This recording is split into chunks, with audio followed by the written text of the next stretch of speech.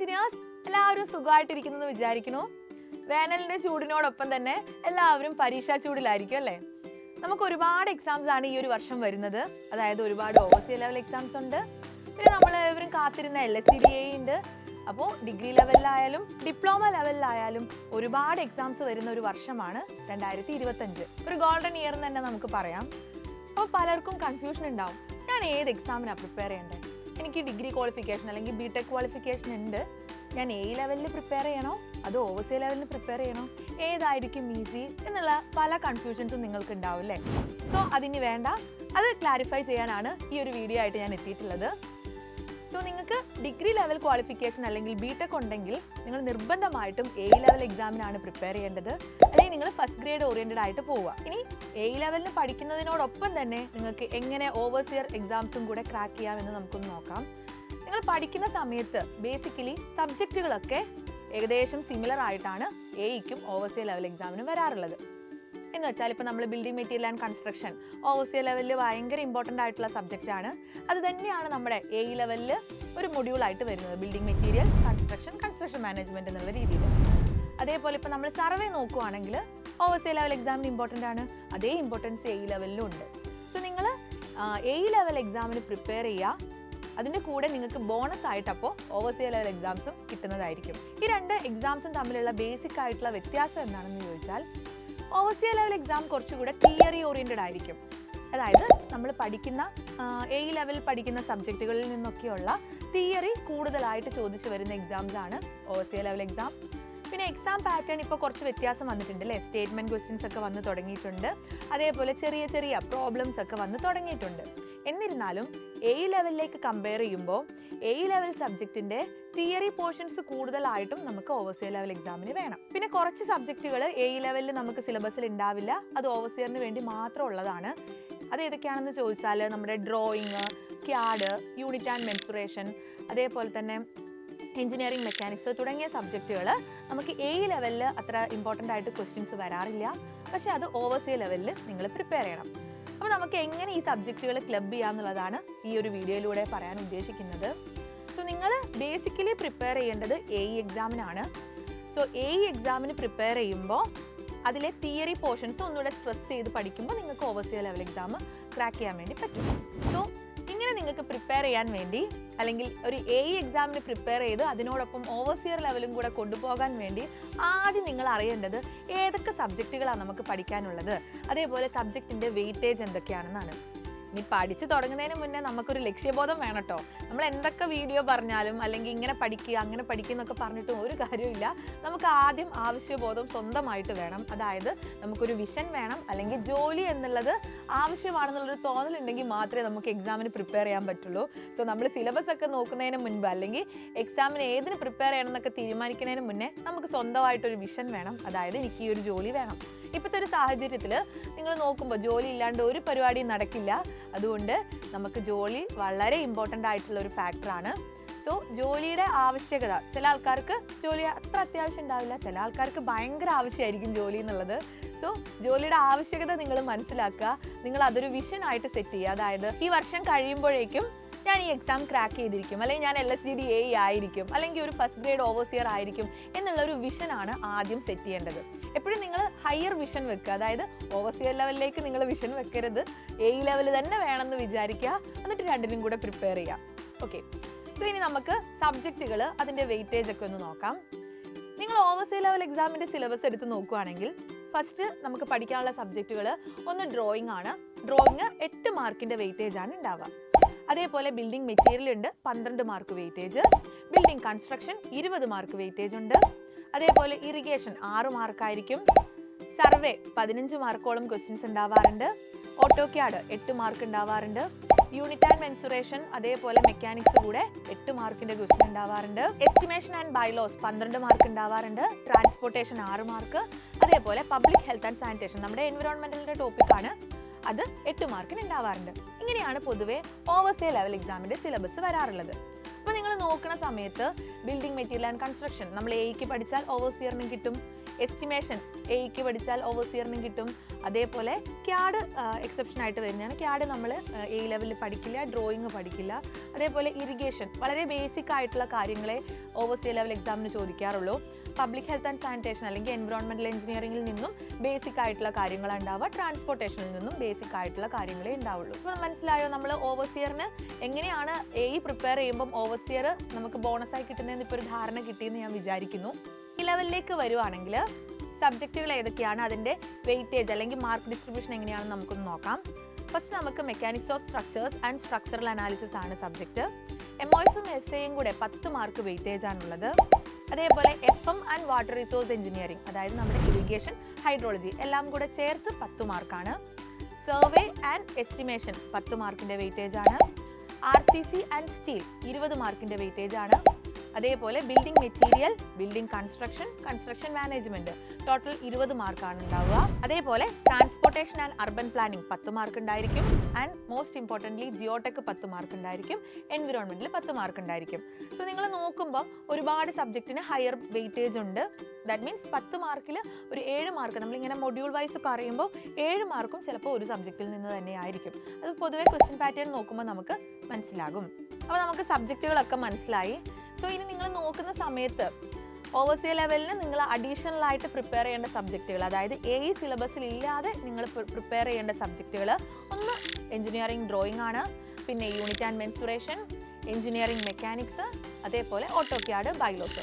ഇത്ര സബ്ജക്റ്റാണ് നിങ്ങൾ പ്രിപ്പയർ ചെയ്യേണ്ടത് അഡീഷണൽ ആയിട്ട്. അത് ഒരു ലെവലിന് പ്രിപ്പയർ ചെയ്യുന്ന കുട്ടിയെ സംബന്ധിച്ചിടത്തോളം ഇപ്പം ക്യാഡ് നിങ്ങൾക്ക് പഠിക്കാൻ വളരെ ഈസിയാണ്. ഒരുപാട് ടൂൾസ് ഒക്കെ നിങ്ങൾ പഠിച്ചാൽ നിങ്ങൾക്ക് ഈസി ആയിട്ട് പഠിച്ചെടുക്കാൻ പറ്റും സബ്ജക്റ്റ്. ബൈലോസ് അങ്ങനെ തന്നെയാണ്. പിന്നെ മെക്കാനിക്സ്, സോമ് പഠിക്കുന്ന ഒരു സ്റ്റുഡൻറ്റിനെ സംബന്ധിച്ചിടത്തോളം അതിൻ്റെ ബേസ് ആണ് മെക്കാനിക്സ് അല്ലെങ്കിൽ എഞ്ചിനീയറിംഗ് മെക്കാനിക്സ്, അതും ഈസി ആയിരിക്കും. സോ ഇങ്ങനെ നമുക്ക് എന്ത് ചെയ്യാൻ പറ്റും, ആൻഡ് ഓവർസിയർ സബ്ജക്റ്റ് ക്ലബ് ചെയ്ത് പഠിക്കാം. സോ അതിനു വേണ്ടി നിങ്ങൾ ചെയ്യേണ്ട കാര്യം, ഇനി നമ്മൾ സബ്ജക്റ്റിനെ സ്പ്ലിറ്റ് ചെയ്യാൻ വേണ്ടി പോവാണ്. ഇത് ഞാൻ എൻ്റെ ഒരു ധാരണയിൽ സ്പ്ലിറ്റ് ചെയ്യുന്നതാണ്. ഇത് നിങ്ങൾക്ക് വേണമെങ്കിൽ സബ്ജക്റ്റുകൾ അങ്ങോട്ടും ഇങ്ങോട്ടും മാറ്റിയൊക്കെ സ്പ്ലിറ്റ് ചെയ്യാം. അതായത് ഞാൻ പറയുന്ന വെയിറ്റേജ് അനുസരിച്ചിട്ടുള്ള സബ്ജക്റ്റ് സ്പ്ലിറ്റപ്പ് ആണ്. അതായത് പ്രീവിയസ് ഇയറിലെ ക്വസ്റ്റ്യൻസ് നിങ്ങൾ നോക്കുന്ന സമയത്ത് ഏറ്റവും ഇമ്പോർട്ടൻ്റ് ആയിട്ട്, അതായത് 8 മാർക്കിന് മുകളിലേക്ക് ക്വസ്റ്റ്യൻസ് ചോദിച്ചിട്ടുള്ള സബ്ജക്റ്റുകൾ അല്ലെങ്കിൽ 7 മാർക്കിന് മുകളിലേക്ക് ക്വസ്റ്റ്യൻസ് ചോദിച്ചിട്ടുള്ള സബ്ജക്റ്റുകളെ നമ്മൾ മോസ്റ്റ് ഇമ്പോർട്ടൻറ്റ് സബ്ജക്റ്റ് എന്നുള്ള കാറ്റഗറിയിലാണ് പെടുത്താൻ ഉദ്ദേശിച്ചിട്ടുള്ളത്. ആ മോസ്റ്റ് ഇമ്പോർട്ടൻറ്റ് കാറ്റഗറി സബ്ജക്റ്റുകൾ ഏതൊക്കെയാണെന്ന് ചോദിച്ചാൽ MOS, അതായത് mechanics of solids, environmental engineering, Jio technical engineering, transportation എഞ്ചിനീയറിംഗിൽ വരുന്ന ഹൈവേ പോർഷൻ, അതേപോലെ RCC, survey, building material and building construction. ഇത്രയും സബ്ജക്റ്റുകളെ നമുക്ക് മോസ്റ്റ് ഇമ്പോർട്ടൻറ്റ് സബ്ജക്റ്റ് എന്ന് പറയാം. ഇനി ബാക്കിയുള്ള എല്ലാ സബ്ജക്റ്റിനെയും നമുക്കൊരു സെക്കൻഡറി കാറ്റഗറിയിലേക്ക് മാറ്റി നിർത്താം. ദാറ്റ് മീൻസ് അവിടെ നിന്ന് ക്വസ്റ്റ്യൻസ് 5 മാർക്കിൽ താഴെയാണ് പൊതുവെ ചോദിക്കാറുള്ളത്. അപ്പോൾ നിങ്ങൾ ഫസ്റ്റ് പ്രയോറിറ്റി കൊടുക്കേണ്ട സബ്ജക്റ്റുകൾ മോസ്റ്റ് ഇമ്പോർട്ടൻറ്റ് സബ്ജക്റ്റുകളാണ്. അപ്പോൾ ആ ഒരു സബ്ജക്റ്റുകൾ നിങ്ങൾ പഠിക്കുമ്പോൾ പൊതുവെ ഒരു 50 മാർക്കിന് മുകളിലേക്ക് അല്ലെങ്കിൽ ഒരു 60 എബോവ് മാർക്ക് സ്കോർ ചെയ്യാൻ ഈ ഒരു സബ്ജക്റ്റുകൾ നമ്മളെ സഹായിക്കും. അത് ലെവൽ എക്സാം ആണെങ്കിലും ഓവർസിയർ ലെവൽ എക്സാം ആണെങ്കിലും നമ്മളെ ഹെൽപ്പ് ചെയ്യും. സോ ഇനി നമ്മുടെ സെക്കൻഡറി കാറ്റഗറിയിൽ വരുന്ന സബ്ജക്റ്റുകളാണ്. ഇപ്പോൾ നിങ്ങൾ സ്റ്റീൽ പഠിക്കുകയാണെങ്കിൽ, അതേപോലെ SA പഠിക്കുകയാണെങ്കിലൊക്കെ കുറച്ച് ക്വസ്റ്റ്യൻസ് കുറവാണ് നമുക്ക് ലെവൽ എക്സാമിന് കിട്ടുക. സോ ആ സബ്ജക്റ്റുകളെയൊക്കെ നമുക്ക് സെക്കൻഡറി കാറ്റഗറിയിലേക്ക് പെടുത്താം. സോ സ്റ്റീല്, അതേപോലെ നമ്മുടെ SA, ഇറിഗേഷൻ, ഹൈഡ്രോളജി, അതേപോലെ FM, ഇതിനെ ഞാൻ സെക്കൻഡറി കാറ്റഗറിയിലേക്കാണ് മാറ്റി നിർത്തുന്നത്. അതിന് കാരണം എന്താണെന്ന് ചോദിച്ചാൽ ഇറിഗേഷനും ഹൈഡ്രോളജിയും FM-ഉം മൂന്നും കൂടെ പഠിച്ചാൽ മാത്രമേ നമുക്ക് 10 മാർക്ക് കിട്ടുള്ളൂ. സോ നമുക്ക് എന്ത് ചെയ്യാം, അതിനൊരു സെക്കൻഡ് വെയിറ്റേജിലേക്ക് മാറ്റി നിർത്താം. അതേപോലെ തന്നെ എസ്റ്റിമേഷൻ, അത് ഓവർസിയർ ലെവലിന് വളരെ ഇമ്പോർട്ടൻ്റ് ആണ്. പക്ഷേ നമ്മൾ സെക്കൻഡറി കാറ്റഗറിയിലേക്ക് ലെവലിൽ അതിനെ മാറ്റി നിർത്തുന്നു. പക്ഷേ നമ്മൾ 2 സബ്ജക്റ്റിലും പഠിക്കണം എസ്റ്റിമേഷൻ എന്ന് പറയുന്ന ടോപ്പിക്ക്. സോ ഇങ്ങനെ നമുക്ക് കാറ്റഗറൈസ് ചെയ്യാം. അപ്പോൾ നിങ്ങൾക്ക് സബ്ജക്റ്റിൻ്റെ സ്പ്ലിറ്റപ്പ് മനസ്സിലായി, ഏറ്റവും ഇമ്പോർട്ടൻ്റ് ആയിട്ടുള്ള സബ്ജക്റ്റുകൾ നമ്മൾ ക്ലബ് ചെയ്ത് പഠിക്കുമ്പോൾ ഏതാണെന്ന് മനസ്സിലായി. ഇനി നമുക്കൊരു പ്രിപ്പറേഷൻ സ്ട്രാറ്റജി അല്ലേ വേണ്ടത്, എങ്ങനെ എഫക്റ്റീവായിട്ട് ഇനിയിപ്പോൾ ഒരു 120 ദിവസം കൊണ്ട് ഇത്രയും സബ്ജക്റ്റുകൾ, അതായത് ലെവലിലുള്ള സബ്ജക്റ്റുകളും ഓവർസിയർ ലെവലിലുള്ള സബ്ജക്റ്റുകളും എങ്ങനെ എഫക്റ്റീവായിട്ട് പഠിക്കാം എന്നുള്ളതാണ് ഇനി ഞാൻ പറയാൻ പോകുന്നത്. സോ അതിന് നിങ്ങൾക്ക് സിലബസ് ആദ്യം എല്ലാവരും ഒന്ന് പ്രിൻ്റ് എടുത്ത് വെക്കണം. എന്നാലേ ഓരോ സബ്ജക്റ്റിലും എന്തൊക്കെ കാര്യങ്ങൾ പഠിക്കാനുണ്ടെന്ന് മനസ്സിലാവുള്ളൂ. ഇനി ഓരോ സബ്ജക്റ്റുകളും പഠിക്കുന്ന സമയത്ത് നിങ്ങൾ വെയിറ്റേജ്, അതായത് പ്രീവിയസ് ഇയർ ക്വസ്റ്റ്യൻസ് നോക്കുമ്പോൾ ചില ടോപ്പിക്കിൽ നിന്ന് ഇതുവരെ ക്വസ്റ്റ്യൻസ് ഉണ്ടായിട്ടുണ്ടാവില്ല, ചില ടോപ്പിക്കിൽ നിന്ന് സ്ഥിരമായിട്ട് ചോദ്യം ഉണ്ടാവും. അപ്പോൾ അങ്ങനത്തെ ടോപ്പിക്കുകൾ ആദ്യം ഒന്ന് ഐഡൻറ്റിഫൈ ചെയ്യാം. നമ്മുടെ സിലബസ് എടുത്തതിന് ശേഷം അപ്പോൾ മാർക്ക് ഡിസ്ട്രിബ്യൂഷൻ ഏകദേശം മനസ്സിലായി, മോസ്റ്റ് ഇമ്പോർട്ടൻറ്റ് സബ്ജക്റ്റ് മനസ്സിലായി.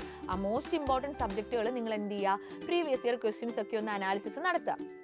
അപ്പോൾ അതിൽ ചില ടോപ്പിക്കിൽ നിന്ന് ഒരു തവണയും ക്വസ്റ്റ്യൻ ചോദിച്ചിട്ടുണ്ടാവില്ല, ചില ടോപ്പിക്കുകളിൽ നിന്ന് ഗേറ്റിന് മാത്രം ക്വസ്റ്റ്യൻ ചോദിക്കുന്ന ടോപ്പിക്കുകൾ ഉണ്ടാവും, ചിലത് റിപ്പീറ്റഡ് ക്വസ്റ്റ്യൻ ചോദിക്കുന്ന ടോപ്പിക് ഉണ്ടാവും. അപ്പോൾ നമ്മൾ എന്ത് ചെയ്യുക, ഒരു സബ്ജക്റ്റിൽ തന്നെ ഒരു സ്പ്ലിറ്റ് ഉണ്ടാക്കുക. അതായത് ഈ ടോപ്പിക്ക് വളരെ ഇമ്പോർട്ടൻ്റ് ആണ്, ഈ ടോപ്പിക്ക് കുറച്ച് ഇമ്പോർട്ടൻസ് കുറവാണ്. അപ്പോൾ ആ ഇമ്പോർട്ടൻ്റ് എന്ന് പറയുന്ന ടോപ്പിക്കുകൾ നിങ്ങൾ ഇടയ്ക്കിടയ്ക്ക് റിവൈസ് ചെയ്യണം. അതിനാണ് ആ ഒരു പോർഷൻ മാർക്ക് ചെയ്ത് വെക്കണം എന്ന് പറയുന്നത്.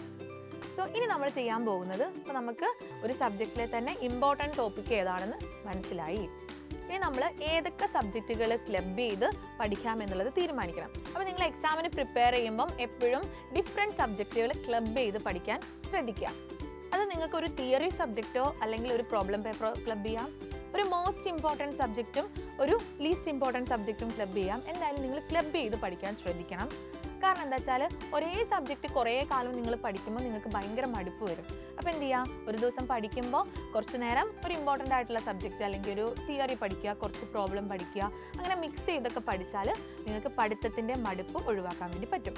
സോ നമ്മൾ ഈ ഒരു സബ്ജക്റ്റുകളെല്ലാം ഒരു 120 ദിവസത്തിനുള്ളിൽ എങ്ങനെ പ്രിപ്പയർ ചെയ്യാമെന്നുള്ള ഒരു പ്ലാനാണ് നിങ്ങൾക്ക് മുന്നിലേക്ക് തരുന്നത്. സോ ഈ ഒരു പ്ലാനിൽ സബ്ജക്റ്റുകൾ ക്ലബ് ചെയ്തിരിക്കുന്നത് മോസ്റ്റ് ഇമ്പോർട്ടൻ്റ് ആയിട്ടുള്ള ഒരു സബ്ജക്റ്റും ലെസ് ഇമ്പോർട്ടൻ്റ് ആയിട്ടുള്ള ഒന്നിലധികം സബ്ജക്റ്റുകളും ക്ലബ് ചെയ്തിട്ടാണ് ഒരു ഗ്രൂപ്പായിട്ട് തരംതിരിക്കാൻ ഉദ്ദേശിച്ചിട്ടുള്ളത്. സോ നമ്മളിങ്ങനെ 7 ഗ്രൂപ്പായിട്ടാണ് എല്ലാ സബ്ജക്റ്റുകളെയും കൂടെ നമ്മൾ സ്പ്ലിറ്റ് ചെയ്ത് വെച്ചിട്ടുള്ളത്. ഈ 7 ഗ്രൂപ്പും ഓരോ ഗ്രൂപ്പ് പഠിക്കാൻ വേണ്ടി 15 ദിവസമാണ് നമ്മൾ മാറ്റി വെക്കേണ്ടത്.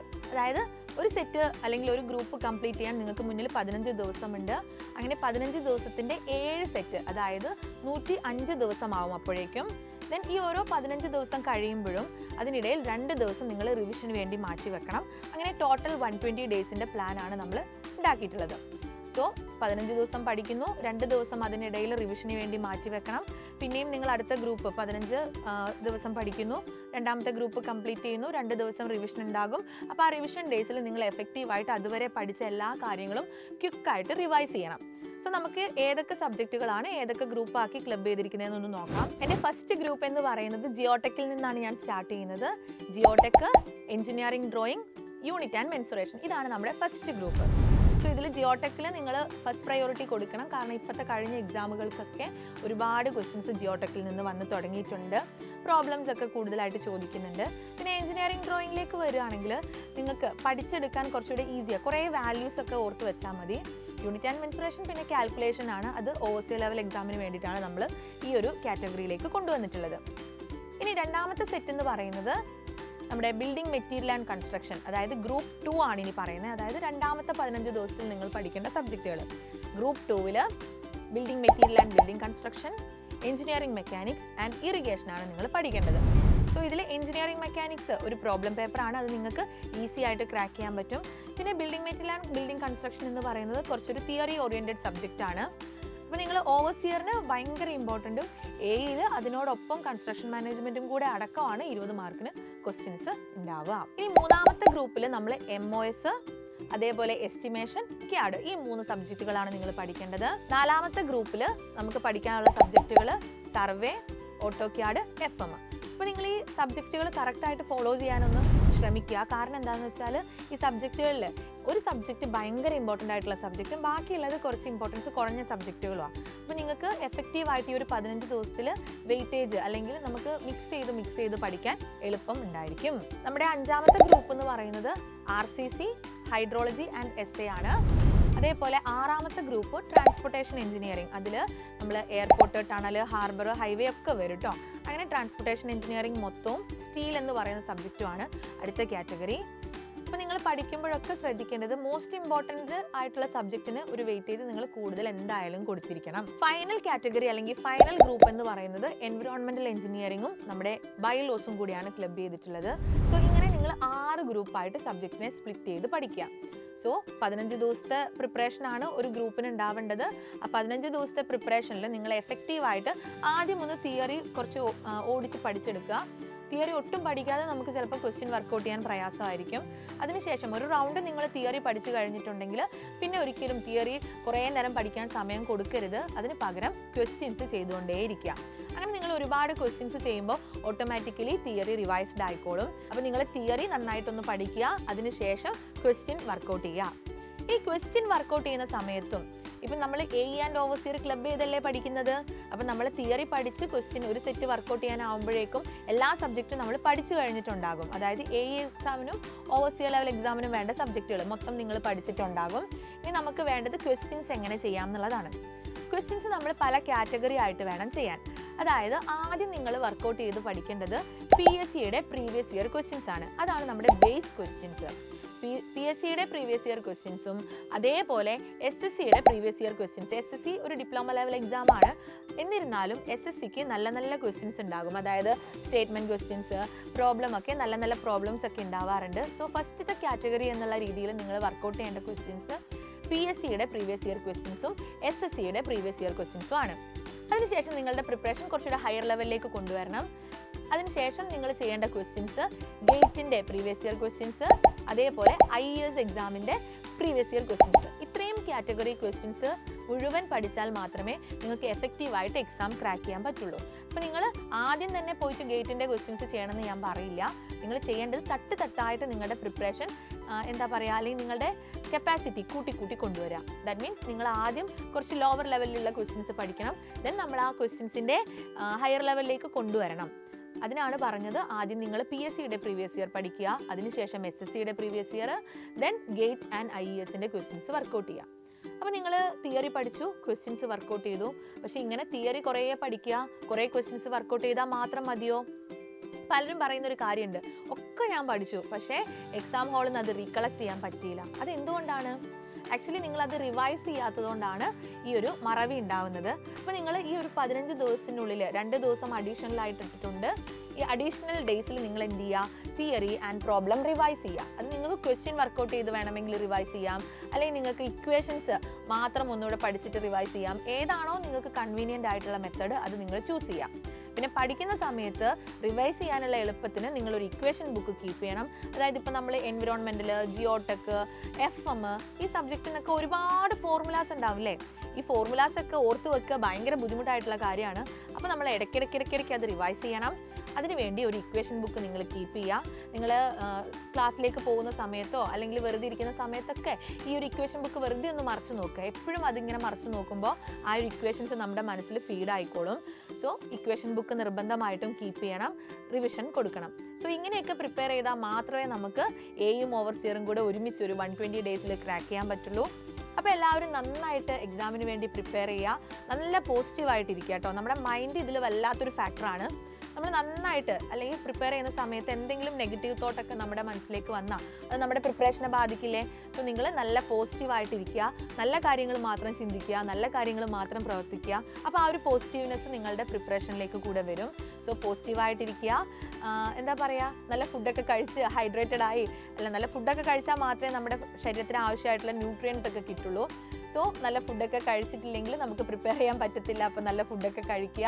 എന്ന് വെച്ച് ഫുഡ് കഴിച്ച് കിടന്നുറങ്ങാനല്ല ഞാൻ പറയുന്നത്, നല്ല ഫുഡൊക്കെ കഴിച്ച് ഹെൽത്തി ആയിട്ട് എല്ലാവരും ഇരിക്കുക, മനസ്സ് ഫ്രീ ആയിട്ട് നിങ്ങൾ പ്രിപ്പയർ ചെയ്യുക. ഇങ്ങനെ നിങ്ങൾ പ്രിപ്പയർ ചെയ്തിട്ടുണ്ടെങ്കിൽ ഈ ഒരു A ലെവൽ എക്സാംസോ അല്ലെങ്കിൽ ഓവർസിയർ ലെവൽ എക്സാമോ ഒന്നും പ്രിപ്പയർ ചെയ്യാൻ ഒരു ബുദ്ധിമുട്ടുമില്ല. നിങ്ങൾക്ക് ഈസി ആയിട്ട് ക്രാക്ക് ചെയ്യാൻ പറ്റും. അപ്പോൾ നമുക്ക് അടുത്തൊരു ലിസ്റ്റിൽ എല്ലാവർക്കും കയറണം. അടുത്തൊരു A ലിസ്റ്റിൽ അല്ലെങ്കിൽ ഒരു ഫസ്റ്റ് ഗ്രേഡ് ഓവർസിയർ ലിസ്റ്റിൽ എല്ലാവരും കയറണം. സോ എല്ലാവരും നന്നായിട്ട് പ്രിപ്പയർ ചെയ്യുക. So we will see in the next session. Thank you all.